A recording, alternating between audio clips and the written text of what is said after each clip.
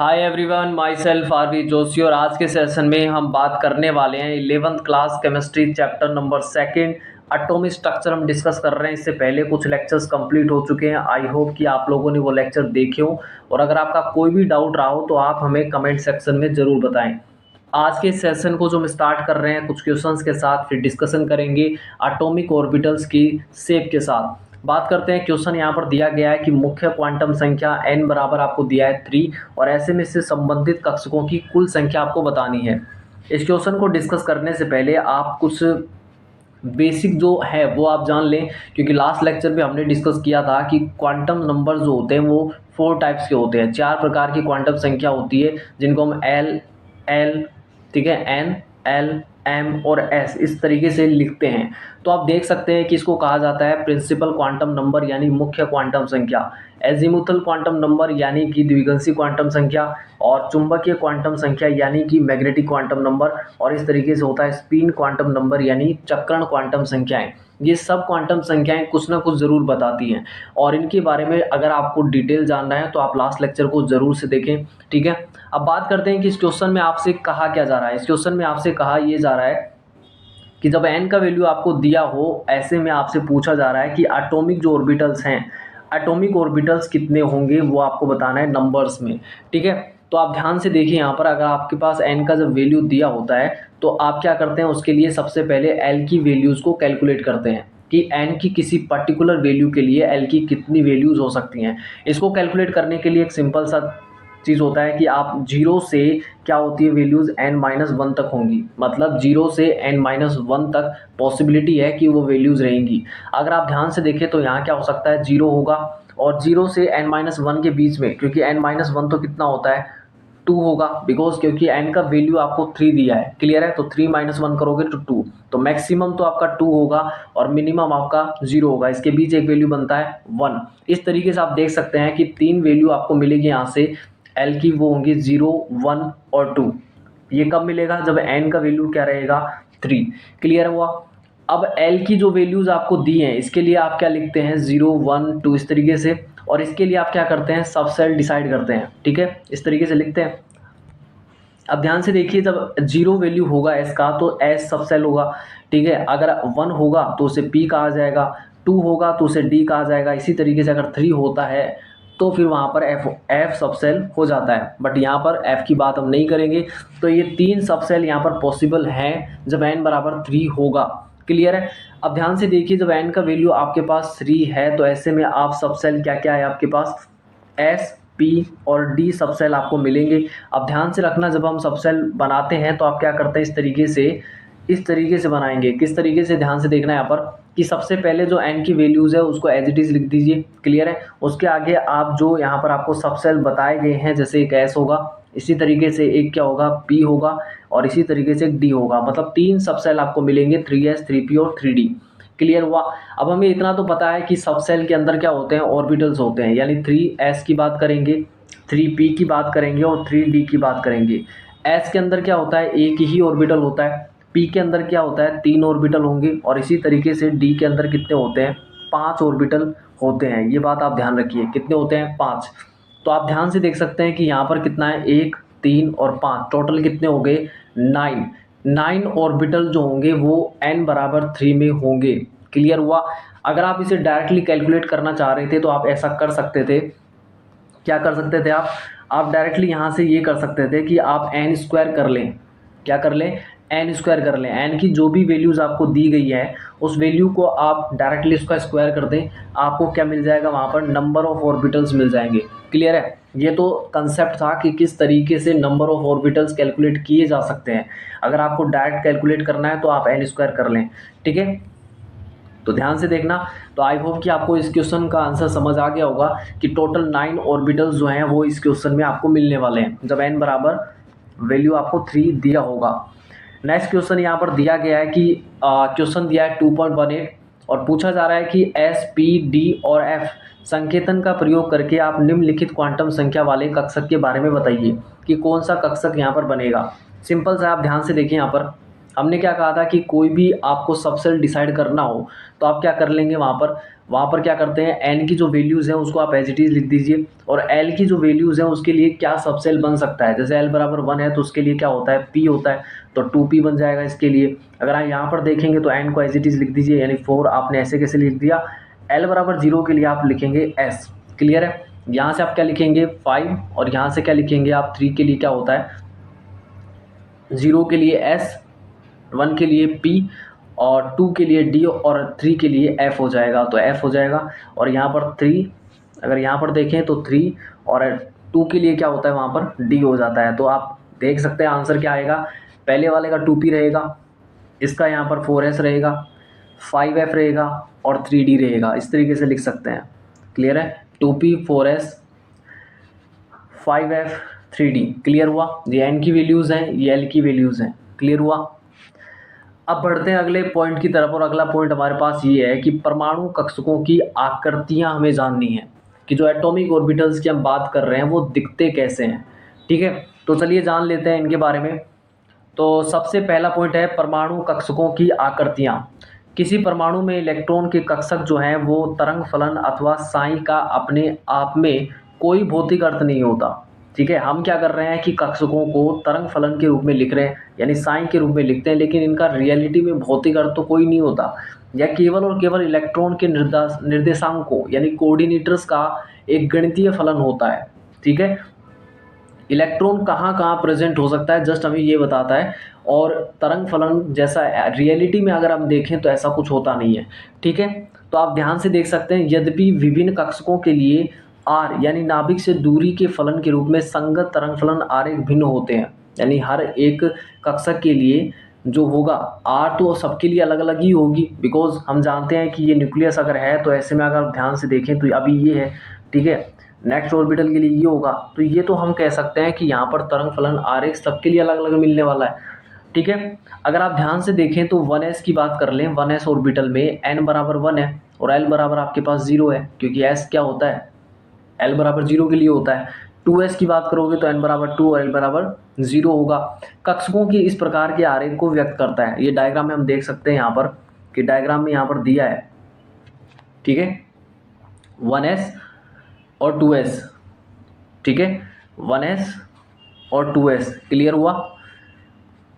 Next क्या है यहाँ पर, अगले पॉइंट की तरफ बढ़े। अगला पॉइंट ये है, जर्मन भौतिक विज्ञानी मैक्स बोर ने बताया कि किसी बिंदु पर तरंग फलन का वर्ग जो होगा यानी साइन स्क्वायर जो होता है वो उस बिंदु पर इलेक्ट्रॉन के घनत्व की प्रायिकता को दिखाता है। मतलब किसी भी पर्टिकुलर पॉइंट पर इलेक्ट्रॉन घनत्व को बताने का काम कौन करेगा, साइन स्क्वायर करेगा।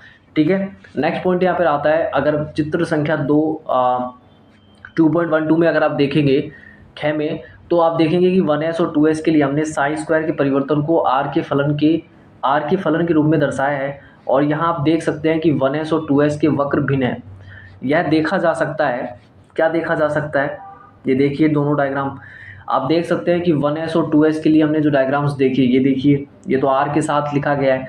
दूसरा हमने तरंग फलन के साथ, पहला तो हमने जो लिखा वो ऑर्बिटल का डिस्टेंस के साथ लिखा था, और दूसरा जो हमने लिखा वो इलेक्ट्रॉन घनत्व का रेडियस के साथ लिखा।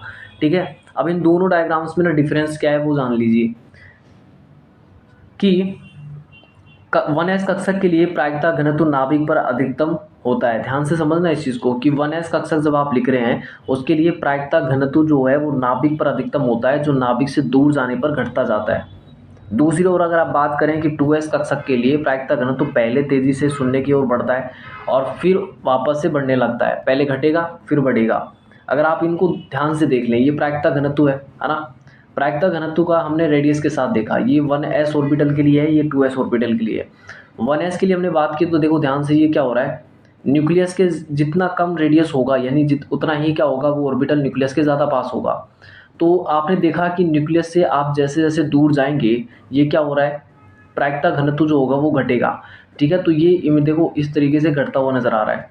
लेकिन अगर आप ध्यान से देखें तो 2s के लिए आप देखिए, 2s के लिए क्या हुआ कि पहले घटा और फिर बढ़ा। सिंपल सा है ना, क्योंकि इसमें 2s में आप ध्यान से देखिए यहाँ पर इस तरीके से, ठीक है, पहले घटेगा और फिर बढ़ेगा, सिंपल हुआ।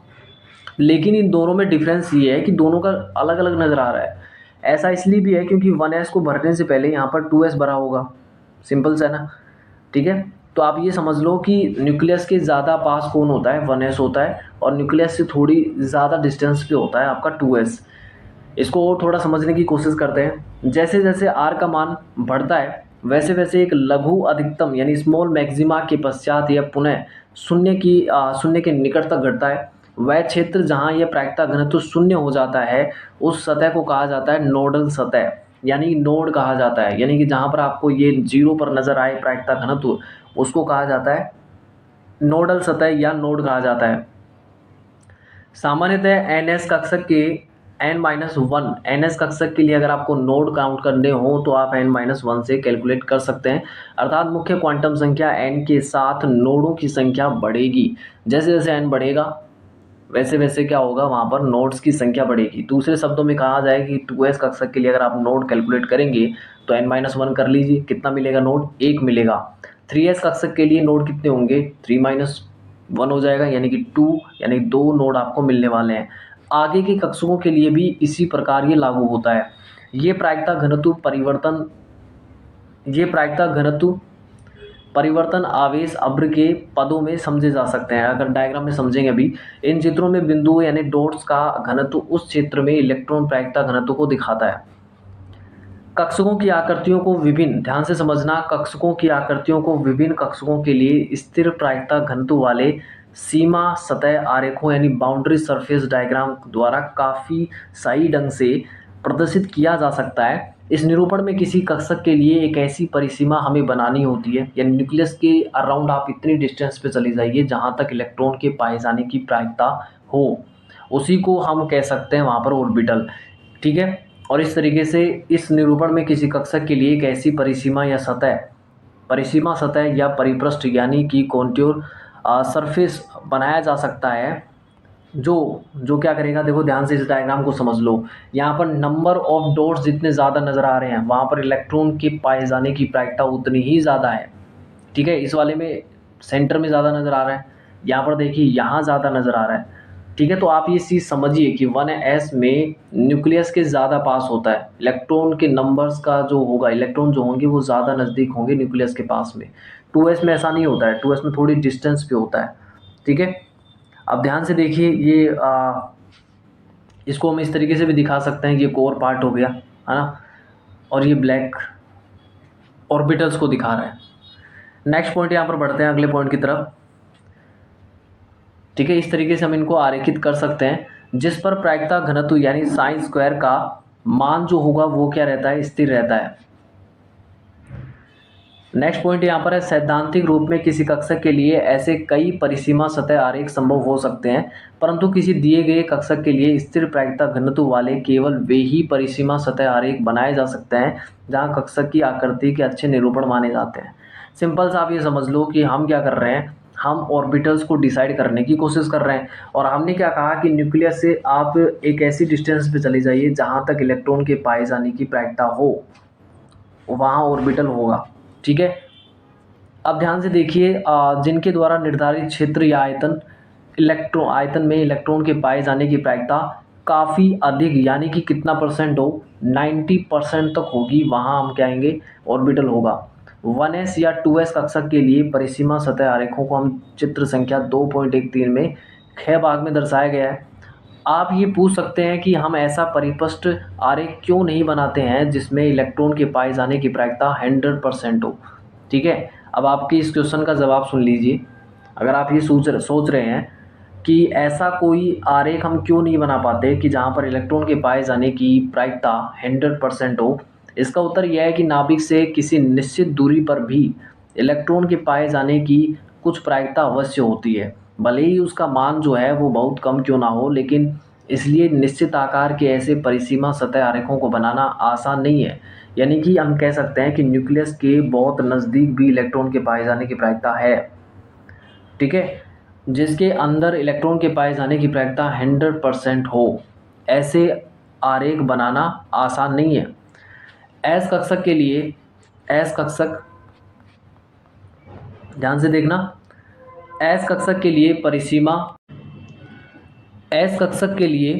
परिसीमा सतह का आरेख गोलीय होता है जिसके केंद्र में नाभिक होता है। दो विमाओं में यह गोला एक वृत्त की तरह दिखाई देता है और इस गोले की परिसीमा के अंदर इलेक्ट्रॉन के पाए जाने की प्रायिकता 90% होती है। अब हम जानने की कोशिश करेंगे कि जो एस ऑर्बिटल होते हैं वो कैसे दिखते हैं। ठीक है, तो इतना समझ लो कि एस ऑर्बिटल दिखते हैं गोलाकार, एक गोले की तरह नजर आते हैं।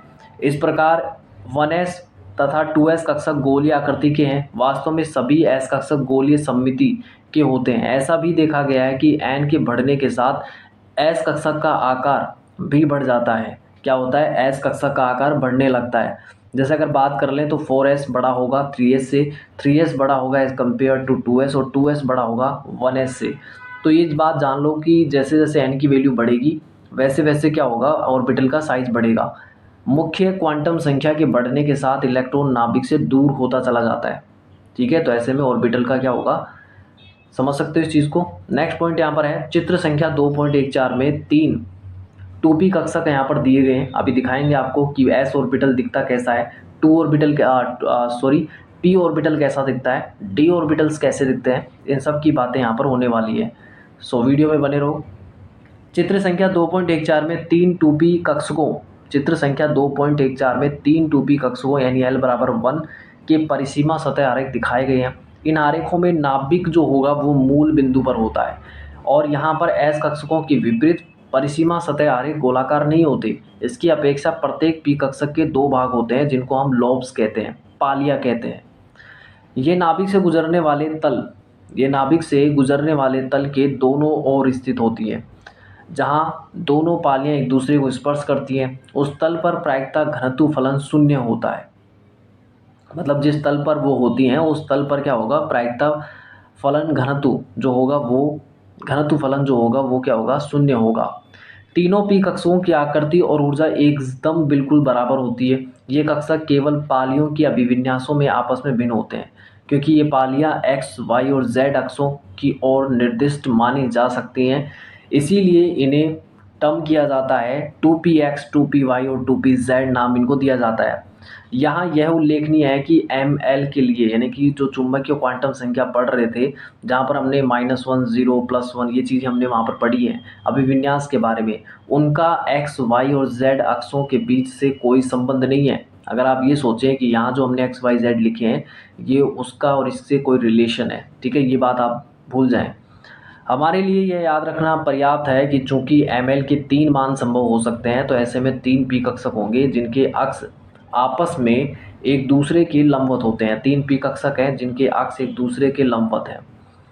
s कक्षकों की तरह p कक्षकों के लिए भी मुख्य क्वांटम संख्या बढ़ने के साथ साथ कक्षकों का आकार और ऊर्जा बढ़ता है। यानी यहाँ पर भी क्या होगा कि अगर n का वैल्यू बढ़ रहा है तो वहाँ पर उनकी एनर्जी भी बढ़ेगी और उनका साइज भी बढ़ेगा। अतः विभिन्न p कक्षकों का आकार और ऊर्जा इस तरीके से आप देख सकते हैं कि 4p बड़ा होगा साइज में और उसकी एनर्जी भी ज़्यादा होगी 3p से, और 3p बड़ा होगा 2p से।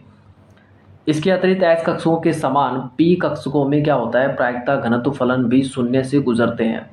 नोड्स की संख्या हम देखेंगे यहाँ पर कि नोड्स की संख्या हम कैसे कैलकुलेट कर सकते हैं। जब आप s कक्षक के लिए बात किए तो नोड्स की संख्या हम n-1 से कैलकुलेट कर रहे थे।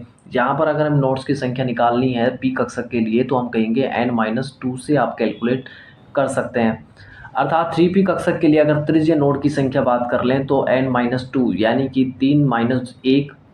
3-2 करेंगे तो कितना बचेगा आपके पास, 1 बचेगा, तो त्रिज्य नोड होगा 1। 4p कक्षक के लिए बात कर लें तो 4-2 यानी कि 2 बच जाएगा और आगे भी इसी प्रकार से लागू रखते हैं। नेक्स्ट पॉइंट की तरफ बढ़ते हैं। तो ये ध्यान से देखिए, जिस तरीके से हमने कहा कि भाई s ऑर्बिटल जो होता है वो तो आपका गोलाकार होता है। कैसा होता है, s ऑर्बिटल जो होता है वो तो बिल्कुल गोलाकार होता है और ये जो ऑर्बिटल होता है ना ये बिल्कुल भरा होता है। मतलब आप ये मान के चलिए कि इसमें न्यूक्लियस के अराउंड आपको इलेक्ट्रॉन मिल जाता है। न्यूक्लियस के अराउंड क्या होता है, आपको इलेक्ट्रॉन मिल जाता है और ऐसे में आप समझिए कि आपको जो मिल रहा है यानी ये जो s ऑर्बिटल होता है ये बिल्कुल गोलाकार होता है। ठीक है, ठीक है, इतना समझ गए। दूसरे होते हैं यहाँ पर p ऑर्बिटल्स। p ऑर्बिटल्स की हमने बात की तो हमने कहा कि भाई p ऑर्बिटल जो होते हैं वो दिखने में कैसे हैं, डंबल शेप होते हैं। कैसे होते हैं, डंबल शेप। तो आप देख सकते हैं कि डंबल शेप होते हैं इस तरीके से, ये एक्स एक्सिस है, ये जेड एक्सिस, ये वाई एक्सिस। एक्सिस का डिफरेंस है, ठीक है। एक बार इनको रखा गया है जैसे एक्स एक्सिस पे रखा गया, फिर यहाँ पर वाई एक्सिस के साथ, फिर यहाँ पर जेड एक्सिस के साथ। डिफरेंस सिर्फ इतना ही है। और इनको टर्म किया जाता है 2px, 2py और 2pz। इन तीनों ऑर्बिटल्स की हम बात कर लें तो इनकी एनर्जी और साथ ही इनका साइज एज इट इज़ होता है, एकदम बराबर होता है, ठीक है। ये बात आप ध्यान रख लें। साथ ही हम देख सकते हैं कि इनको लोब्स कहा जाता है। इनको क्या कहा जाता है? लोब्स कहा जाता है। और बिल्कुल सेंटर में क्या होता है? यहाँ पर न्यूक्लियस होता है, न्यूक्लियस के सेंटर होता है। और यहाँ से आप देख सकते हैं इधर भी लोब है, इधर भी लोब है। इनको पालियाँ कहा जाता है। ये दोनों एक दूसरे के साथ कनेक्ट होती हैं, संपर्क में होती हैं, ठीक है। तो ये हो गया कि ये किन की बात हमने की, पी ऑर्बिटल्स की बात की। नेक्स्ट पॉइंट यहाँ पर देख लेते हैं। नेक्स्ट पॉइंट यहाँ पर आता है कि L बराबर 2 के लिए, अगर L बराबर 2 होता है तो L बराबर 2 के लिए कक्षक क्या होता है? डी कक्षक होता है। ये चीज़ हमने पढ़ी है। L बराबर 0, L बराबर 1, 2, 3, इस तरीके से हमने देखा था, S, P, T और F, ठीक है। तो अभी हम बात कर रहे हैं L बराबर 2 के लिए। तो L बराबर 2 के लिए कक्षक क्या होता है? डी कक्षक होता है। यानी इनको हम कह सकते हैं यहाँ पर सबसेल, ठीक है। और मुख्य क्वांटम संख्या n बराबर 3 होता है। तो सिंपल सा है ना कि मुख्य क्वांटम संख्या जब 3 होगा तभी तो L का मैक्सिमम वैल्यू आपको 2 मिलेगा। सिंपल सा है, ठीक है। क्योंकि L का मान n के मान में से एक घटाने से आपको मिल सकता है। क्योंकि L का जो मान है वो मान जो होगा वो n-1 से अधिक बिल्कुल भी नहीं हो सकता, ठीक है। इसमें ml के 5 मान हो सकते हैं। ये चीज़ें हमने पढ़ी हैं, ठीक है। हमने ये चीज़ें पढ़ी हैं कि किस तरीके से हम ये चीज़ें लिख रहे थे कि n बराबर अगर 3 हैं तो वहाँ पर l की जो वैल्यूज़ हैं वो क्या क्या हो सकती हैं? 0, 1, 2 हो सकता है, ठीक है। अगर आप यहाँ से देखेंगे तो m की वैल्यूज़ जो हैं वो कितनी हो सकती हैं? तो m की अगर वैल्यूज़ देख लें तो आपके पास यहाँ पर +2 है ना, क्या क्या हो सकता है आपके पास? जैसे -2, -1, 0, +1, +2, ये वैल्यूज़ हो सकती हैं। इसका मतलब है कि यहाँ पर 5 ऑर्बिटल्स आपको मिल सकते हैं, ठीक है। तो आप देखिए ध्यान से यहाँ पर, तो L बराबर 2 के लिए डी कक्षक होता है और मुख्य क्वांटम संख्या n बराबर 3 के लिए होता है, क्योंकि L का जो मान होगा वो n-1 से अधिक नहीं हो सकता। इसमें ml के 5 मान हो सकते हैं, -2, -1, 0, +1, +2, इस प्रकार से आप 5 डी कक्षक होते हैं। और डी कक्षकों की परिसीमा सतह आरेख जो है वो चित्र संख्या 2.15 में दिखाए गए हैं। अब इन पांचों डी कक्षकों की अगर हम बात कर लें कि 5 जो डी कक्षक होते हैं इनको हम D X Y, D Y Z, D X Z, D X square minus Y square और डी जेड स्क्वायर इनको टर्म करते हैं। पहले 4 डी कक्षकों की आकृति बिल्कुल सेम होती है। ये 4 डी कक्षक आपको दिख रहे हैं, है ना, ये एज इट इज सेम होते हैं, लगभग बराबर होते हैं, ठीक है। पांचवें डी कक्षक की बात करें जिसे हम डी जेड स्क्वायर कहते हैं, वो डिफरेंट होता है, लेकिन पांचों कक्षकों की ऊर्जा एज इट इज सेम होती है, बिल्कुल बराबर होती है। जब n का वैल्यू 3 से बड़ा होगा ऐसे डी कक्षकों के लिए आप 4D 5D ये सब चीज़ें आप देखते हैं, लेकिन वहाँ पर भी उनकी आकृतियाँ क्या होती हैं?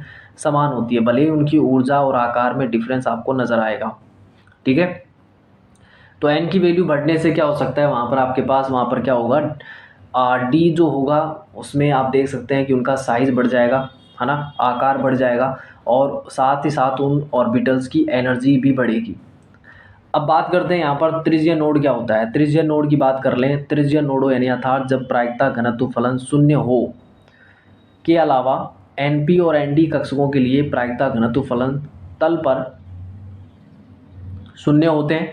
यह नाभिक से गुजरते हुए तल पर निर्भर करता है। उदाहरण के लिए आप पीजेड कक्षक में एक्स वाई तल नोडल तल होगा, ठीक है। अगर आप पीजेड की बात कर रहे हो तो उसमें एक्स वाई तल नोडल तल है। डी एक्स वाई की बात कर रहे हो तो उससे गुजरता हुआ उसमें जेड एक्सिस पर। तो कहने का मतलब है जिस पर बना रहे हो उसको छोड़ करके बाकी जो होंगे ना वो नोडल तल वहाँ पर दिखाएंगे।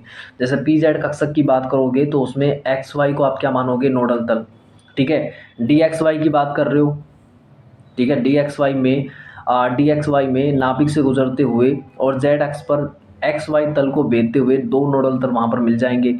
इन्हें हम कोणीय नोड कहेंगे। क्या कहेंगे? कोणीय नोड कहेंगे। और कोणीय नोड की संख्या जो होगी वो हम देते हैं यहाँ पर एल से। किससे देते हैं? एल से बताते हैं। अर्थात पी कक्षकों के लिए नोडल तल कितना होगा? अभी देखिए, पी कक्षकों के लिए 1, डी कक्षकों के लिए 2 और अन्य के लिए भी हम कोणीय नोड बता सकते हैं। तो कोणीय नोड को कैलकुलेट करने का एक जनरल फॉर्मूला आपको दिया गया है। अगर आपको कुल नोडों की संख्या निकालनी है तो n-1 कर लो, ठीक है। कोणीय नोड निकालने हैं तो L से डिसाइड कर दो, और त्रिज्यीय नोड बताने हैं तो ऐसे में n-L-1 आप कर सकते हैं, ठीक है। ध्यान रखना कुल नोड्स की संख्या n-1, कोणीय नोड्स की संख्या L से डिसाइड होगी, और त्रिज्यीय नोड की संख्या n-L-1 से आप कैलकुलेट कर सकते हैं। सिंपल सा है। जब आप पी कक्षक की बात कर रहे थे तो उसमें आपको P X, P Y, P Z आप इस तरीके से देख रहे थे, ये आप देख सकते हैं, ठीक है। तो जब पी जेड की बात कर रहे हो ना तो ये एक्सिस को छोड़ दो, बाकी ये, ठीक है, एक्स और वाई जो है ना ये क्या होंगे, नोडल होंगे, ठीक है। इसी तरीके से पी वाई को छोड़ दो, इसके अलावा ये और ये होंगे, ठीक है। सेम थिंग यहाँ पर भी होता है, किन में, जैसे हम डी एक्स वाई की बात कर लें तो यहाँ पर भी आपको क्या मिलेंगे, यहाँ पर आपको कोणीय नोड मिलेंगे, क्या मिलेंगे, कोणीय नोड्स की संख्या मिलेगी। और वो क्या होगा, देखिए यहाँ पर जैसे हमने कहा कि यहाँ पर क्या है, एक्स और वाई के बीच में है, तो एक्स वाई को छोड़ करके आप देखिए जेड वाला जो होगा ना ये इस तरीके से आपका कोणीय नोड्स संख्या दिखाएगा, ठीक है। तो अगले पॉइंट की तरफ बढ़ते हैं। अगला पॉइंट यहाँ पर आता है